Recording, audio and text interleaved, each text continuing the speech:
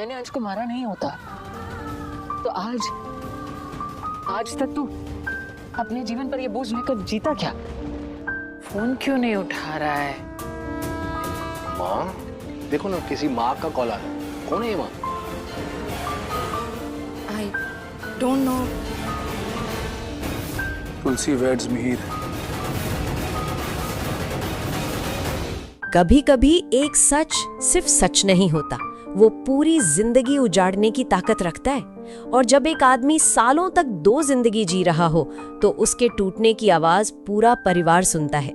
क्योंकि सास भी कभी बहू थी सीजन 2 में एक डीप फैमिली ड्रामा है जिसमें रिलेशनशिप्स की कॉम्प्लेक्सिटी, सच छुपाने की मजबूरी, गिल्ट और सैक्रिफाइस सब एक साथ दिखते हैं। कहानी का मेन सेंटर करण है, जो कई सालों से दोहरी जिंदगी जी रहा है। उसने एक बहुत बड़ा सच अपने अंदर छुपा रखा है। असल में अंश नाम के आदमी की लाइफ में पहले श्रद्धा थी, फिर नंदिनी आई।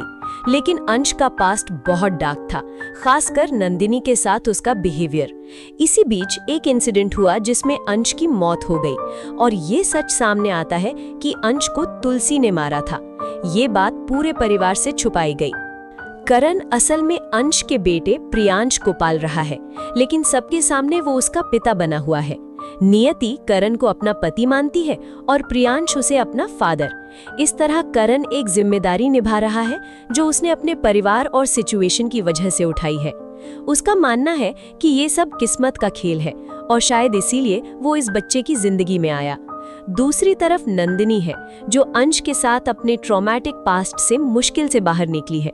अगर उससे ये सच पता चल गया कि करण उसी अंश के बेटे को पाल रहा है तो उसका ट्रस्ट टूट सकता है और उसकी जिंदगी फिर से बिखर सकती है। इसी डर की वजह से करण ने इतने सालों तक सब कुछ छुपाया।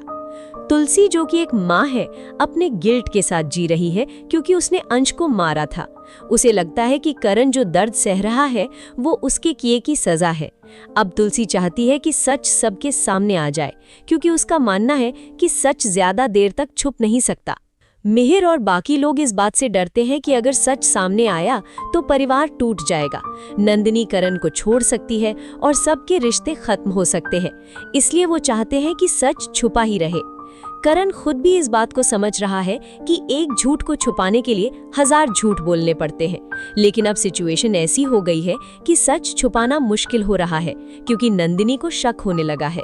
स्टोरी का इमोशनल कोर ये है कि हर कैरेक्टर अपनी जगह सही है।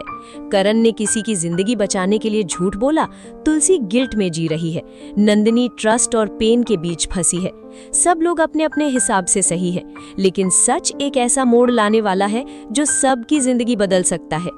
आगे स्टोरी में सबसे बड़ा सवाल ये है कि क्या करण सच बताएगा, क्या नंदिनी उसे समझ पाएगी और क्या परिवार इस सच को झेल पाएगा या टूट जाएगा। अब फैसला एक ही है, सच सामने आएगा या फिर रिश्तों का भरम बचाया जाएगा। लेकिन याद रखना, सच चाहे जितना भी देर से आए, जब आता है ना, सब कुछ बदल देता है।